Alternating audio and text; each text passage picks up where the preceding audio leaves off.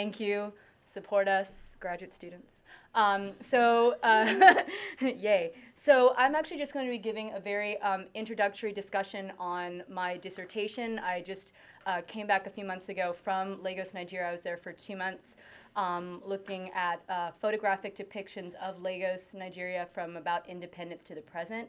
I'm looking at 3 different generations of Nigerian photographers. So I'm going to give you a little bit of understanding. I'm using Prezi, so we're getting a little animation-y on you real quick for the last one. So this is the title of my paper, or my discussion. Because I'm still in the very introductory stages of my dissertation, I'm just focusing on J.D. Ojekyede's work. He's one of the artists that I'm working on. So we all know where Lagos was, but in case you didn't remember for a minute, the coastal port city is my focus. So this is an image of J.D. Ojekye. As I mentioned, I am examining photographic depictions of Lagos, Nigeria from the independence period forward. He is one of my main case studies. I'm doing this project because a lot of research that's been happening on Lagos in the last several years has been more based in the fields of architecture, urban planning, photojournalism, and the images that have been circulating around the city have yet to really be analyzed and discussed on their own, as opposed to just being used as evidentiary material to support whosever argument or discussion is being discussed. So Ojekye is much more predominantly known for his hairstyle series. That is how has kind of catapulted him into the international stage. As you see, I am not focusing on his hairstyle series, though I find them to be amazingly beautiful and breathtaking. I am focusing on his architecture simply because it is a project that has yet to really be discussed in the wider arena.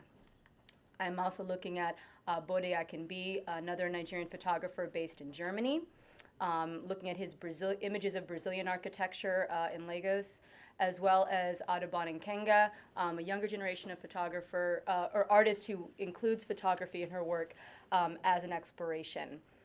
So those are the 3. I'm also considering Rem Koolhaas's films, Lagos, Koolhaas Lagos, and Lagos Wide and Close as well. So I wanted to kind of give this image. This is from National Geographic Online as a way to kind of present how in contemporary photojournalistic materials, how Lagos is tended to be presented in the wide arena. This is not obviously the only presentation of the city, but one of the one that's most widely circulated, as opposed to perhaps this image by Ojekye from 1966 of the Lagos skyline. So you're getting a very, I think, different viewpoint from this. Again, it's a 40-year difference as well, and temporality is a very important part of my project. But I just want you to kind of see some of the difference in which we also kind of, how he conceives Lagos as a space. Let me go down here. So also, I'm specifically in my research looking at the photography of the city as opposed to the architecture itself. I'm looking at photography as a mediator between audiences' understanding of the city and the city itself. I think that's a very important discussion to have, especially when people are looking at a city that they've never been to before, or seeing it simply from the outside, not experiencing it firsthand. So though I'm looking at the architecture within the city, I'm trying to see how Ojekye and the different other artists I'm looking at present this city as this subjective subject, as a subject of artistic interpretation and discussion. And a particular quote I just want to kind of think about in relation to this is regards to actually U.S. cities, but I think it's a way in which I'm kind of initially investigating. And the quote goes, "Offering not facts but information, they, meaning photographers, were cultural messengers, and their messages both reflected and defined how Americans saw their cities. More important, they assisted in the process by which American culture adjusted to its urbanizations." So again, I'm really focusing on how photography plays a key role in how society understands its city and how the city is then created by those same individuals. So these are some samples of Ojekere's work. This is the Presbyterian Church in Yaba, taken in 1965. Just so you know, all the dates are the dates the images were taken, not that when the buildings were built. So just want to make that point of clarification. So Ojekere came to Lagos in 1963, working as a staff photographer at Lintus, an advertising agency.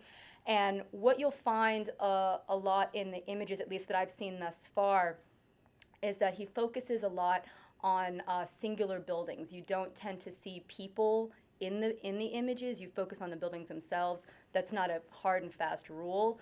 And the reason I say that is because having gone to his archive, which is massive, covering thousands of images, and he has them organized by different themes. So he'll have Nigerian Child, the hairstyle series, architecture, cultural events. And in cultural events, you'll see them taking place in the city with people, but he doesn't consider that a part of the architecture series. So I'm still kind of navigating that relationship and just the way his archive is organized. You also see examples overall. He does, as you see, this is an example of church. He'll do corporate headquarters, private homes, government buildings. You're seeing all types of examples. This is Lagos City Hall, again taken from 1966. And one of the other interesting key features of his work is that you're seeing all the different types of many different types of architecture throughout this a 10-year period in which I'm focusing on, from the mid-60s to the mid-70s. So you're seeing examples of colonial architecture. You're seeing examples of, this would be an example of tropical modernism, which is another discussion I'll be having in my paper, just about that particular architectural form as a way to kind of present Nigeria as this quote-unquote modern nation, and how it is on the same kind of socio-political playing field as any other major city at that time. And I have 4 minutes, so I'm going to go through rather quickly. So I'm just going to kind of be showing you some other images here. One of the major, some of the other major themes I'm thinking about besides the devoid of citizens are also, like I said, architecture, and also just his ability to be a master. He's a master artist. The way in which he considers photography as a composition framing. He's very, he doesn't just take a photograph, but he very much thinks about how it looks, the lighting, what's in the space, the angles. And I think it's very important, especially considering that in a lot of other images of Lagos, especially in urban studies, it's these very aerial photographs, kind of that, and with that connection idea of surveillance and kind of military surveillance and that. Whereas here you're seeing a lot of examples of straight front-on street level. He would walk around the city and take these photographs. And it's another very important thing, is how one navigates this space, because in my time being there, it's hard to get close to any of these buildings now. There's gates surrounding everything. So the simple fact that he's taking photographs at a time when you could literally walk up to these buildings very, very easily and just walk in. And then on top of that, taking images during construction. He was commissioned by the architectural company for Niger House to take images of the construction of that space. And again, going to this idea of his ability to be an artist, the way in which he uses the repetition and the lines in these buildings to make a beautiful composition. Almost to me, the way in which the different buildings kind of move into each other and slightly break up at the same time. So just the beauty of that. And then the way in which he goes to the issue of Lagos also being an international city. You've got with a long history, with the connection of little snippets of Brazilian architecture in there, so making that relationship between Brazil and Nigeria. And again, just a beautiful compositional piece to me that shows, simple cement and scaffolding, almost looking like a spiritual temple. I think that really goes to show that he is an artist and how he can make a building look extremely beautiful in many different facets. So, major iconic buildings he shows examples of as well. Again, the beauty of repetition, his use of also the emphasis of the largeness and the grandioseness of these new buildings that are coming into Lagos's city at that time. So I'm going to close out because I know I only got a couple minutes left, but just some of the ways in which I'm thinking about kind of seeing Lagos. I'm also looking at, 2 minutes to wrap up. okay, so 2 minutes to wrap up is kind of some of my theoretical approaches. Michel de Certeau, Walking in the City, kind of how the photographer is now walking the city and visualizing that space as he's engaging with it, as well as looking at Nigerian writer Nus Saruwiwa's book, Looking for Trans Wonderland, as opposed to kind of people, so walking through the city, returning to the city, and also the difference between walking and having to move through the city through a danfo or a keke or a car, and that's a very different experience than kind of walking and having that moment. And then as well as looking at Lagos Understood by songs by Fela, Go Slow, Glendora Reviews, special edition of Lagos, and also Lagos's current slogan as City of Excellence. So how all these may relate to, if not Ojekere's work, then the other artists that I'm examining.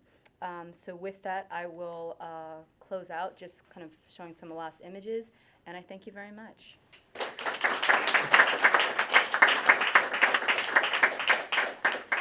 So that's it. I'm done. Which of these houses is yours? Well. Yes, our presenter is Maryam Ohadi-Hamadani. She's going to be speaking on Nancy Cunard's Negro Anthology. And just to let you know, the Harry Ransom Center here on campus holds the complete archives of Nancy Cunard, as well as an original edition of Negro Anthology. So what's the place? I am the final, says final Maryam. So which one will the archive? Sorry, The HRC. Oh, the HRC. what is it? Sorry, I'm not. Oh, the Negro Anthology, which I'm going to talk about. No, No, the Harry Ransom archive. Center. Wait, No, what we is have it? an archival Oh, yeah. institute called the Harry Ransom Center. They Oh. purchase materials. Okay. Like, for instance, we have all the originals handwritten of Amos Tutuola. It's cutting into your time. Oh, okay. All right. Perhaps one of the most comprehensive books of the African diaspora to date, the Negro Anthology, published in 1934, is a text that espouses the anti-imperial beliefs of its editor, Nancy Cunard, as well as that of her contributors. At 855 pages, the book is a memento of the kind of transnational solidarity Alain Locke attempted in New Negro. It is a sort of precursor to Paul Gilroy's Black Atlantic, Modernity and Double Consciousness, a seminal book recognizing the connectivity of culture between those of African diaspora who crowned the Atlantic Ocean. The breadth of the book transcends the boundaries of nationality, cultural forms, history, and race. 150 authors contributed to this volume, both black and white, from all over the globe. However, the anthology has been all but erased from the canon of the Harlem Renaissance or the New Negro movement, although Harlem scholars like Langston Hughes, Alain Locke, Claude McKay, W.B. Du Bois, and Zora Neale Hurston contributed essays. Given the foresight and the political dimensions of this transnational project, it is striking that the Negro Anthology has been given little attention as a seminal and highly important work. Critics have often painted Cunard, a British aristocratic heiress to the shipping line of the same name, as an unhinged socialite with a voguish obsession for African culture. But she was a political activist with communist leanings, a war journalist, and a relief worker who tirelessly championed the rights of others. Disinherited by her family due to a highly publicized relationship with African-American jazz musician Henry Crowder, nonetheless, she voluntarily lived a life of meager means. For the anthology, she traveled to the States, Jamaica, and parts of Europe to conduct research as well as find authors from across the globe to contribute. Cunard and her contributors' communist politics became the primary thrust for the book's formation as well as its tone. The book served to disinherit imperialism, a concept that its contributors found to be the source of racism, fascism, and the ideologies which led to the decimation and destruction that World War I left on Europe. In the anthology, Cunard hoped to illustrate all aspects of Negro arts and culture, as well as the West's relationship to those from outside their sphere. The book is divided into 7 sections. The first section, America, illustrates the turbulent history and contemporary events of racism, slavery, lynchings, and color bars, as well as sketches of notable figures such as Frederick Douglass and Booker T. Washington. There is also a poem by Langston Hughes. There are essays on communism and its relation to Black America, as well as deeply personal encounters of prejudice and colonial violence. Negro stars, music, and poetry, the second, third, and fourth sections of the book showcase musicians like Louis Armstrong and performers like Josephine Baker. Studies of musical forms from Negro spirituals to the music of African, Zulu, Chua, and Bakongo tribes, and white and Black poets like Countee Cullen and Ezra Pound. The final sections, West Indies and South America, Europe, and Africa, like the first section, combine politics, history, current events, and cultural forms. Cunard's goal for the anthology was that it would, quote, contribute to that distant day of Negro liberation, end quote. In the eyes of herself and her contributors, this liberation could only occur when imperial expansion receded and colonization was an activity of the past. In Henry Crowder's contribution to the anthology, he writes about Britain's empire, stating, quote, the British colonial policy is despicable, but there are many in England who not only condemn Britain's exploitation of her colonies, but are actively combating it by propaganda, end quote. While he mentions neither Cunard nor Negro anthology in his essay, it is clear that the propaganda he speaks of is this anthology. Indeed, the anti-colonial sentiments in this anthology are consistently presented through a sort of solidarity or empathizing with colonial peoples. The authors were aware of the problematic relationship between the African diaspora and the Western world, and that it was conceived of as diametrically opposed of colonized and colonizer and primitive versus modern.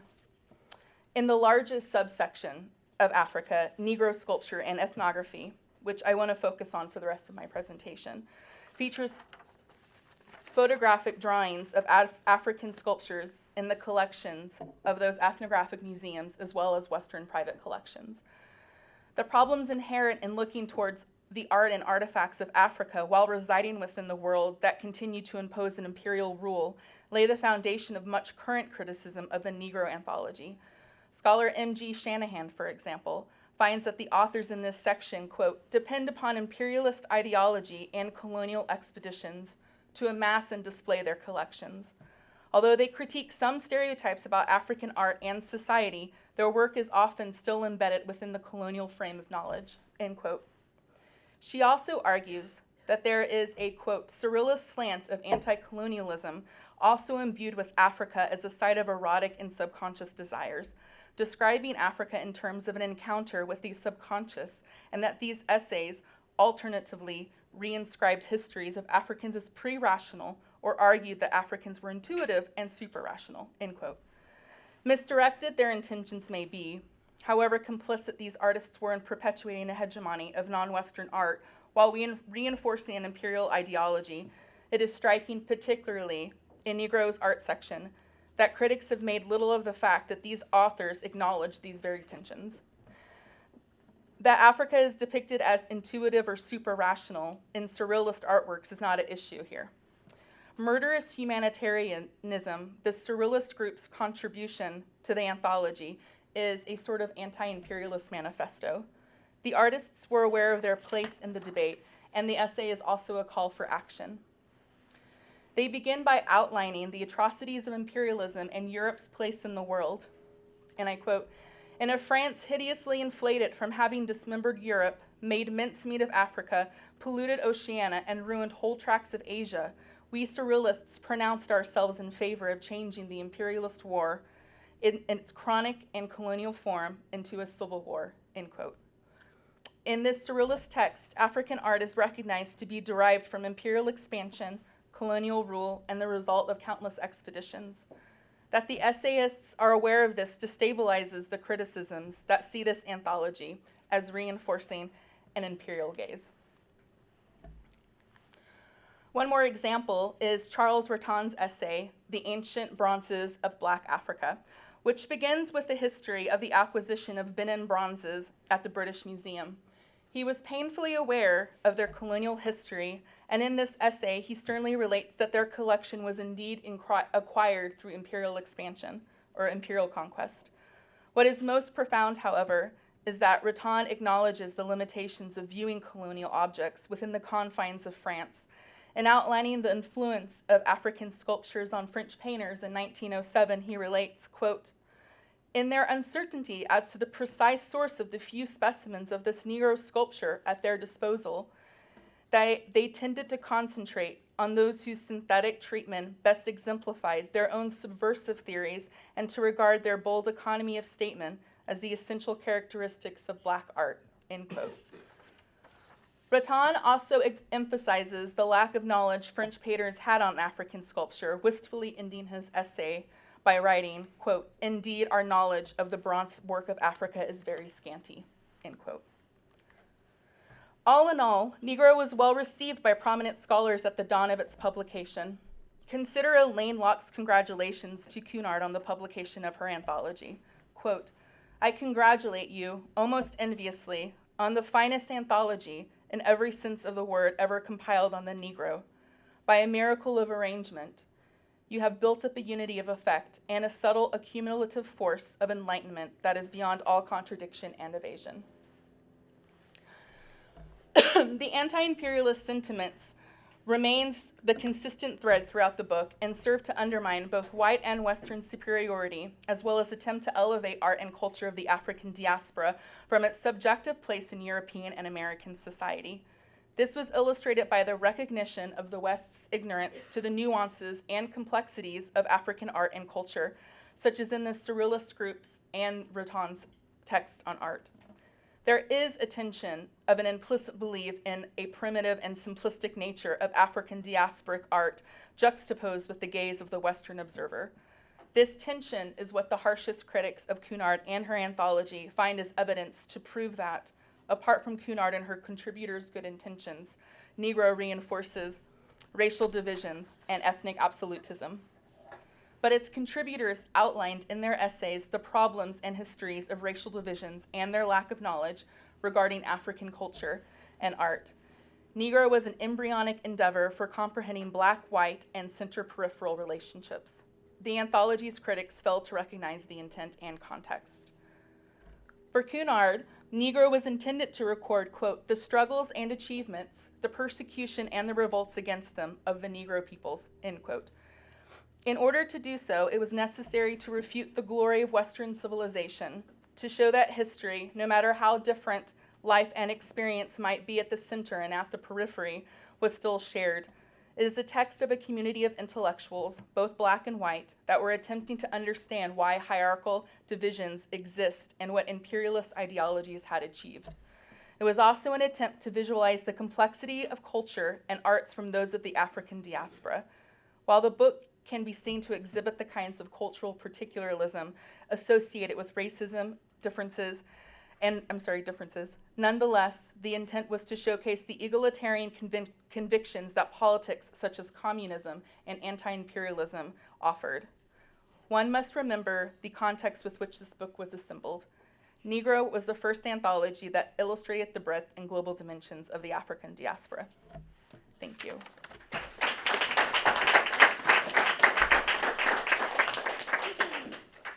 Collaborative ventures in the arts have played a significant role in the facilitation of information and in the development of artistic and curatorial practices. In regards to collaborations in West Africa, the Center for Contemporary Art Lagos in Nigeria created an international art program in 2010. One of their primary objectives is to enrich art education by offering month-long intensive workshops for Africans. Through this measure, they have an additional goal of closing the awareness gap of contemporary art practice throughout Africa. This past May, the Foundation for Contemporary Art Ghana hosted and collaborated with CCA Lagos in their third iteration titled The Archive, Static Embodied Practiced. Inviting emerging artists and curators from the continent to engage in dialogue with those established, the archive was a multi-purpose professional workshop with lectures, seminars, and portfolio development. The Foundation for Contemporary Ghana, which will herein be referred to as FCA Ghana, became involved for the rich exposure to literature and dialogue resonating with the organization's own positionality as an artist network in Accra. As a silent observer, assistant, and recorder for FCA Ghana, I grew to understand their interest in the archive and subsequent programming as a form of resistance to marginalization and Western historicization that too often spoke on behalf of artists in Africa. Each constituent part of the programming underscored the significance of the archive, which in this context is best understood as a living body of information from the past that forms a collection, whether organized, disorganized, intentional, or unintentional. The archive provides opportunities for re-memory, the reinscription of group and self-identity, and challenges to historicity. FCA Ghana's collaboration with CCA directly engaged with the question of power, first targeting the issue of resources and the production of knowledge as two key factors affecting a dialectical relationship between local art organizations and the international art scene. Of immediate interest to me, however, was what points of positionality did organizations assume, and how does it affect their articulation and expression of agency? These questions stem from my larger interest in the vestiges, if any exist, of Pan-Africanism, although this was left for after the workshop.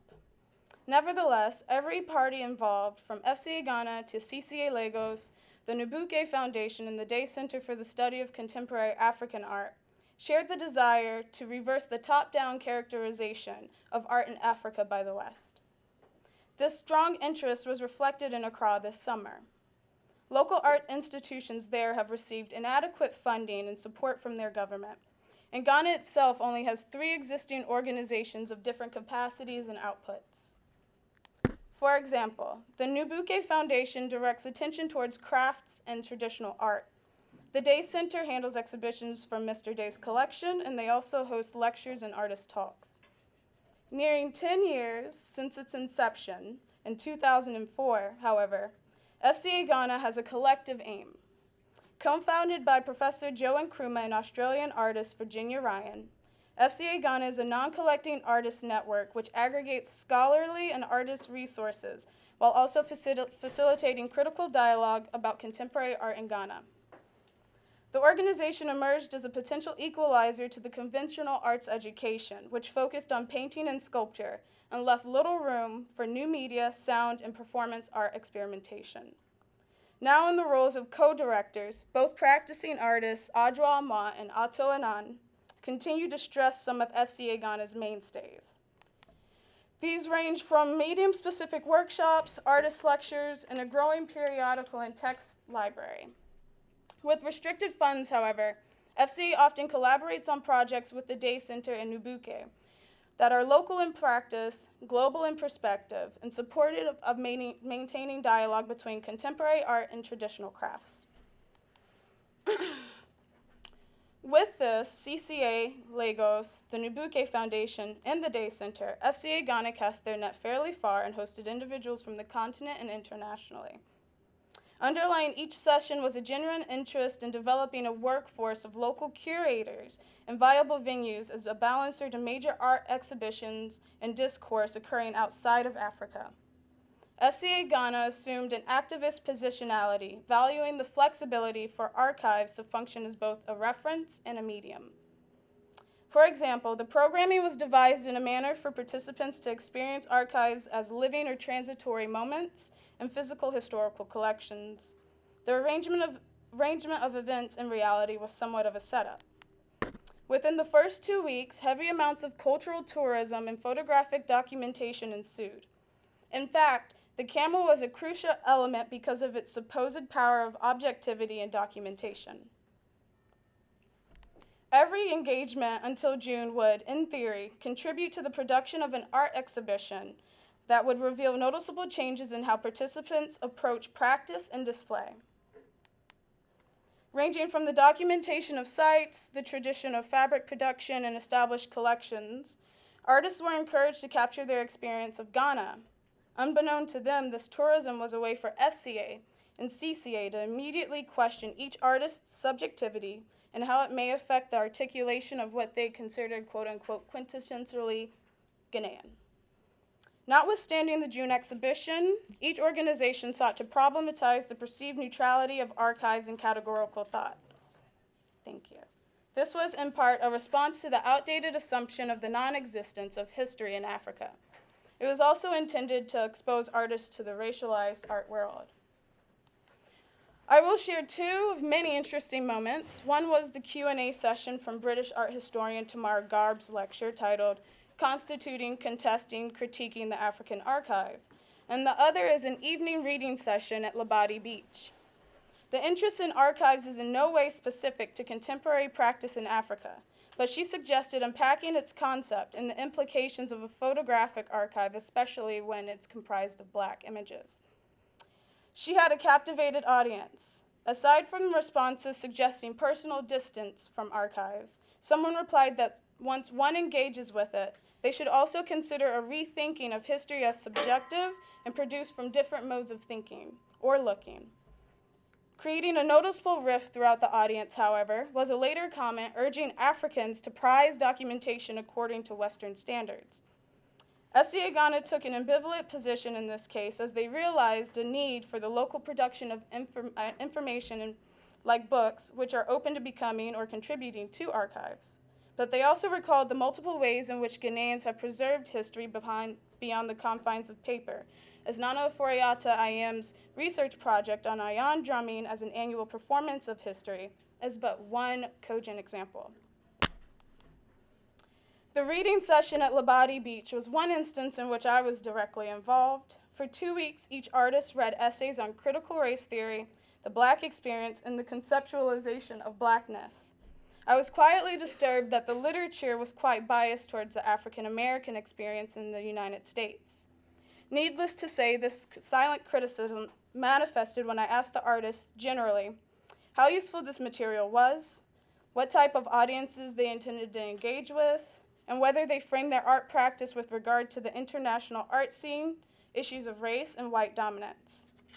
At that point, Atto immediately responded that regardless of the specificity in the material, they should essentially learn the language of the system that may bind them in a way to be better equipped to navigate the international art world.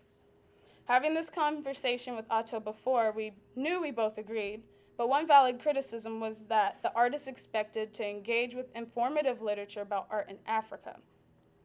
When the workshop concluded, participants on Facebook, because that seems to be how a lot of Ghanaians communicate, derisively passed around a BBC article published on June 27th by journalist Navina Couture. To them, it represented yet another gross mischaracterization of the art scene by Western news outlets. In the article, Couture reminded them, perhaps inadvertently, about the peculiar relationship between the art market and Africa. She asked, quote, I'll conclude early then. She asked, quote, is the art world finally putting Africa on its map, end quote. Agreeing with some individuals, I likewise found the question to be loaded with irony. The article characterized the perceived ascendancy of art in Africa with connotations of commoditized value, that its economic feasibility had encouraged collecting by museums and the Tate's recent expansion of its collections.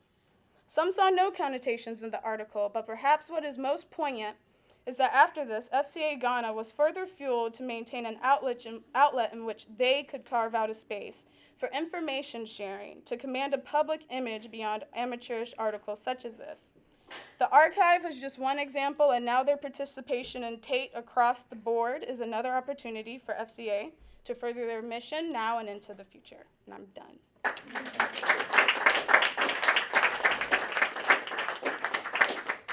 So our last presenter is Leticia. Yeah, Leticia. Hopkins. She's going to be talking about Van Becton's Nigger. Heaven. Nigger Heaven, yeah. Yes. So I'd like to make the disclaimer that some of the language might be offensive, but it's all academic and historical in nature. Oh, But now we have some children in the room. They don't speak English. Oh yes, I have a PowerPoint too. They won't understand it. I have a PowerPoint. But it's also the images really. Yes. No, the You images listening? are okay. Oh, okay, fine. Yeah, the Because images some are of okay. them are victim. In this presentation, I will be exploring the politics of space involved in Carl Van Vechten's novel Nigger Heaven and the advertising done by Aaron Douglas accompanying its release.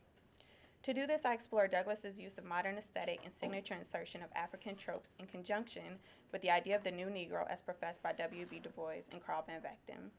By comparing this literary work and the visual aesthetic used to promote it, one is able to see how the American Negro navigated through politics of space to create a new modern identity.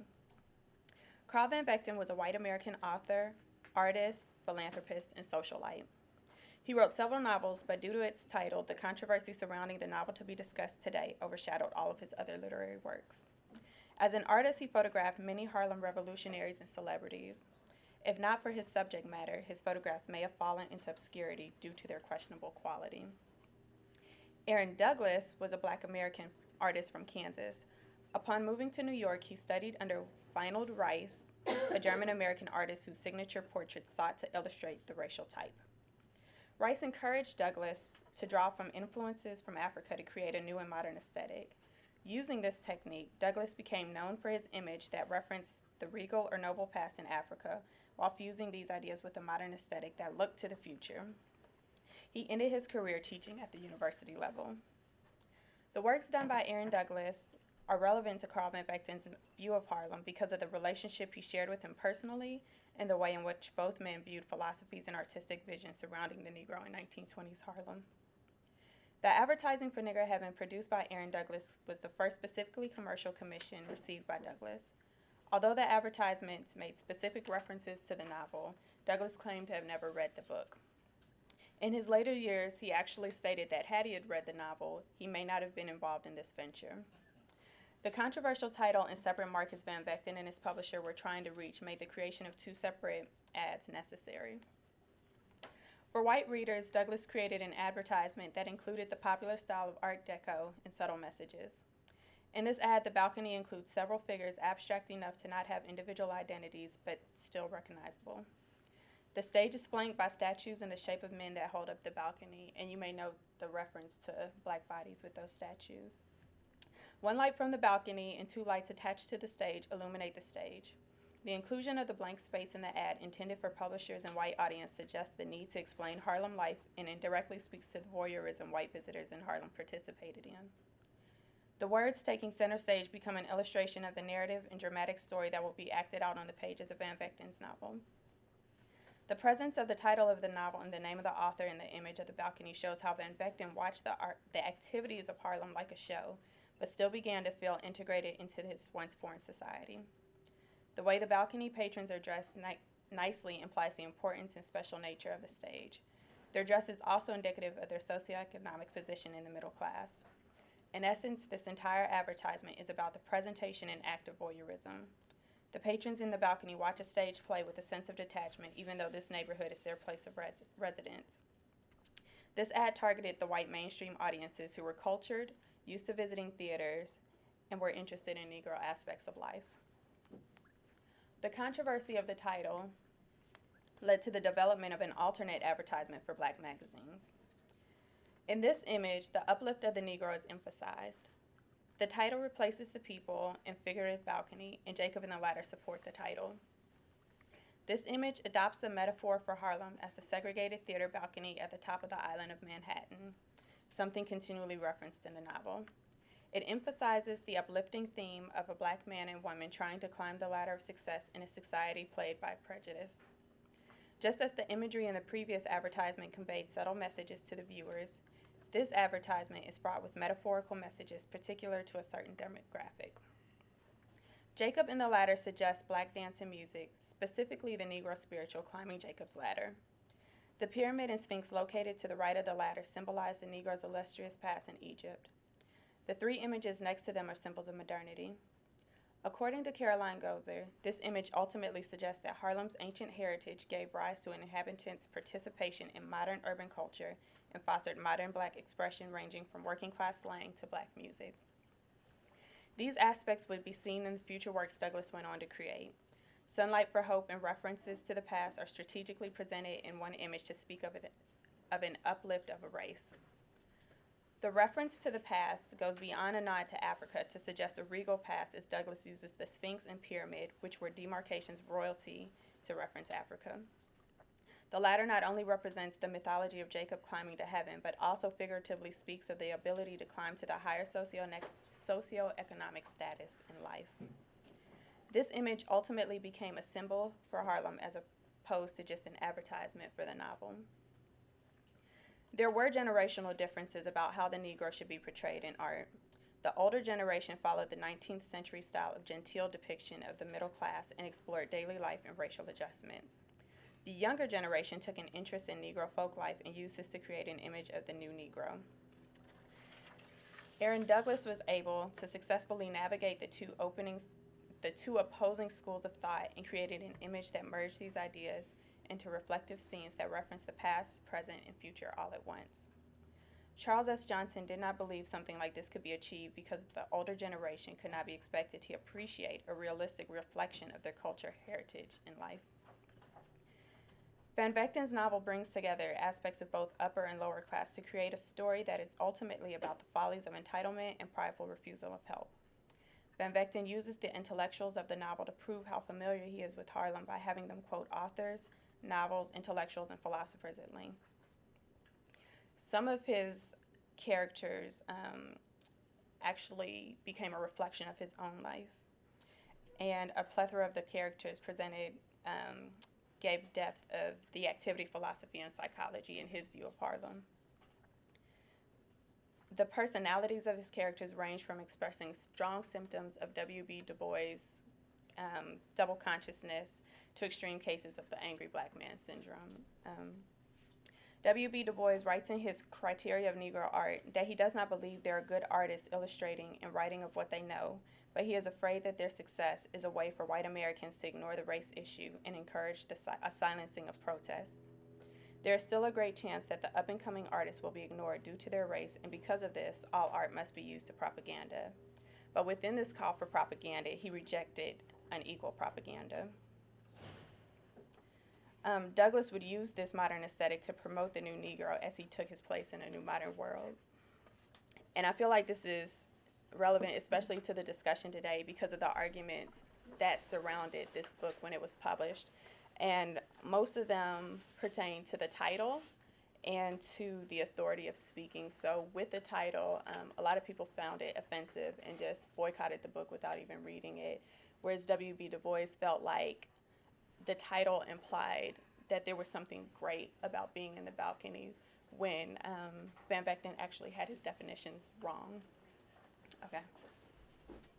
And then other people questioned his authority of speaking. So here was this white man telling a story of Black Harlem, and they wanted to know, how would he know? So the white readers actually felt like, oh, this is great. You know, he went and he's giving us this insider's view, where the Black readers felt like he was still an outsider looking in and he should take more caution in his language and portrayal of the story. And this actually had a strong connection to Africa because at this time, Marcus Garvey was leading his pan-national African movement and things like that. And of course, as we can see, what Aaron Douglas did was he started to create a visual language that's easily recognizable. I think it's something we probably take for granted now since we're used to seeing it so much. And with that, I will conclude. So I'm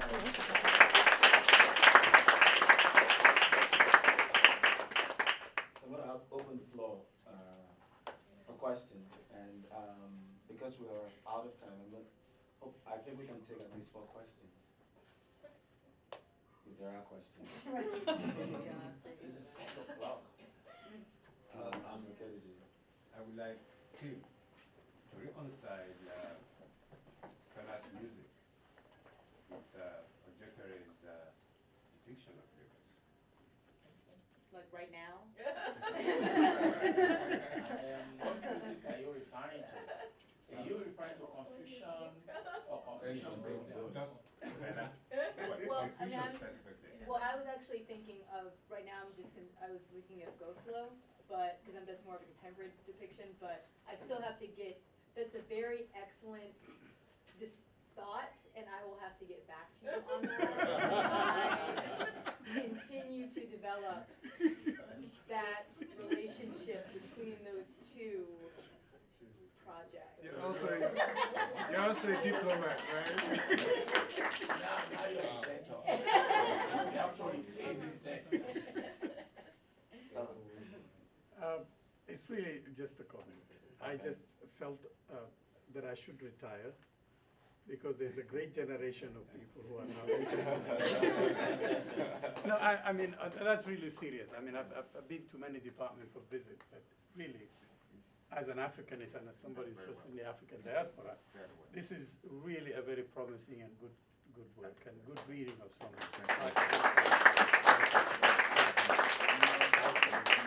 But I wanted to just mention, I don't know if you, for the Nancy Cunard, I'm just curious about it because I myself started looking back at these Pan-African early gatherings and collections, and interesting is that there is a work of Jeremy Craddock, I don't know if you've seen it, modernist, collecting as a mod. Jeremy, question to it. No, it's not a question, just suggestion. If you may have read it, there's a very good book, it's called Collecting as a Modernist Practice, and it looks at, Oh, no, go ahead, yeah. by Jeremy Craddock, maybe you've seen it.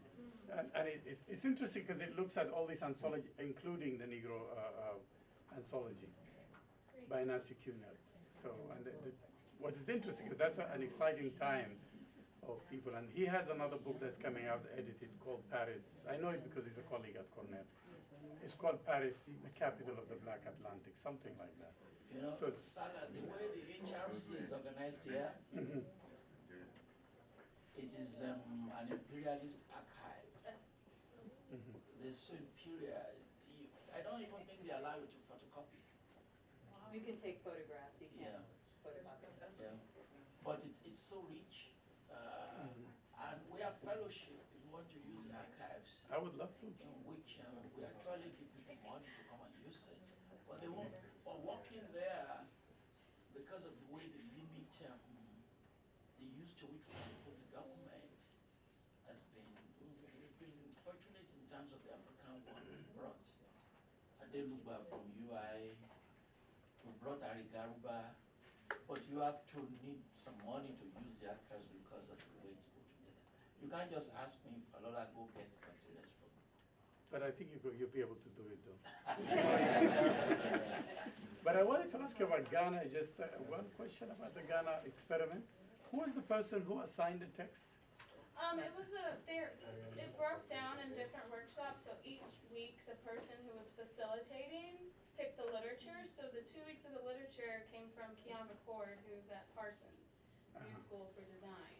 And she's actually I would say that she's a new media artist as well, but the readings that dealt with archival history and photographic archives was sort of passed down from Olabisi Silva at CCA Lagos to FCA. But what's your views about, because you have a problem with this, with that kind of literature that deal with the African American experience? I really didn't want to be involved in that conversation, but they were asking some very specific questions that I felt were sort of irrelevant to the art practices, and I think I was cheating a little bit because some of the artists already expressed not liking the literature. They wanted more specific literature based off of art in Africa instead of art in the United States. So I mean, they were reading like Darby English's How to See a Work of Art in Total Darkness, and they felt like that was a preemptive argument about their situation. Interesting. I didn't want to participate because, you know, I didn't organize it. I mean, no, but just sometimes these kind of argument of saying we don't want this, we want that, it seems sometimes as anti-intellectual, but sometimes there could be some other legitimate reasons. Yeah. But I see both ways, yeah. So this photographer, I'm asking this question from ignorance, complete ignorance. Do they really pay attention to them in Nigerian universities? Do they study them? You mean the ones that I'm looking at? Yeah, and these other ones, do they teach them?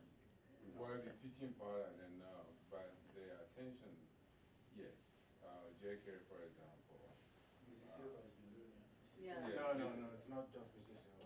Jẹgẹdẹ has been at the start of the whole generation of Nigerian photographers who sort of revere him as an elder statesman. So outside of his current rediscovery, by the international art scene, Jẹgẹdẹ has always been very well known as a photographer. Right. Nigerian universities are closed. Well, so as to study him in the school, I don't know much about that, but it's a way in which much of the significant work that's been done in Nigerian art may have been affiliated to schools, but were more, free-floating. So how do we? He contributed a lot to the Nigerian If I magazine can that say was published in the 60s. Yeah. Yes, the Nigerian magazine, Yeah. a lot of his works. Yeah, but that's not my question. I'm Can I say in one relation thing? to Sorry. universities, are they teaching them? Are they? I don't know. Professor, I don't know what they're teaching this way. I think the broad question should be, how well do we teach art history in Nigerian university as a whole? The praxis, what exactly is that kind of, what does it consist of? That's the question, broadly speaking. And from my personal perspective, I think there is still much to really work on, broadly speaking. So, the text you want to ask, I mean, what exactly, I would love to know what text Nigerian universities, Sylvester, are using, currently. So, I do not have confidence right now that your question will be in the affirmative. I mean, the answer to it, I don't think so. In Nigerian universities right now, yes. I just want to say the students that I did speak with when I was there, Jẹgẹdẹ was not someone they were well known with, also because of the fact that he was a photographer within the academic sphere that's not really taught. As far as I understand it, the students had told me it's a very, it's a I don't want to use outdated, but it's really painting, drawing. I mean, they know they know some of the more kind of internationally iconic artists, ones that names that I think we can all kind of know. And I think that Jẹgẹdẹ should be among them, but it also I think has to do with the fact that photography is still very much not considered a medium within the art historical education. As far as, and again, I state that I do not know this categorically, so please do not quote me, but from the students that told me, because Jẹgẹdẹ is really well known among the photographers, not the artists in general. I think again, this takes us Who's to the moderator? a different realm of having to examine your question. And that would be, do we have photography as a discipline in the broader spectrum of our educational curriculum? That's why at the universities. Yes, I have photography under Professor Chicken, Amefuna at the University of Nigeria in 1983 and 1985. So this was one of the classes you can graduate without taking. And I also did And it included practical photography management and photography. But are they offered at the degree level, or they are offered as mere concentrations or as a part of curriculum? You are going to tell your curriculum offerings. My explanation. Do we have people going to universities to go and major in photography? My explanation earlier about the curriculum was structured. I'm going to try to moderate this. I'm going to use my Fabian as the chairman. Salah, one more question and then we'll close it. It's really just trying to answer a Toyin question, because I think what it points to, I mean, when I asked the question earlier, Sylvester, about teaching and the curriculum, especially art history, they might be, Nigeria might have a different history, but when I speak about the present, there is a serious crisis in the humanities in Africa. Yeah. And that had to do with the decline of the university after the structural adjustment, where most of the trend has been now towards the vocational, computer, business, and so forth. So, and then look at this room, it's full of these humanist critical minds that are sitting here because of really the flight from the, after structural adjustment, of most of brilliant minds in many African institutions. And so Tejmuna Olanian has an amazing, brilliant observation about cultural production in Africa. What he said is that despite the crisis, there seemed to be an amazing array of creativity in Africa, in the music, in the arts, and so forth. And that's, anybody could witness this now, and if you look at biennials or look at exhibitions that are traveling and so forth, and even in Africa, this kind of movement, workshop, and so forth. But he said it's not matched by a serious regime of art criticism or literary criticism. And that's point to the fact that in those universities, that's why I was wondering whether it's an anti-intellectualism to say that's not relevant to us. And you hear this argument all the time, what is the relevance of this for us in Africa? Why do I have to cite Lacan, or how do I study all of this? Not, so that's the kind of things that happened because education moved into that. Movie theaters, place became either Christian evangelical churches, places, or something, and everything just became computer sciences and so forth.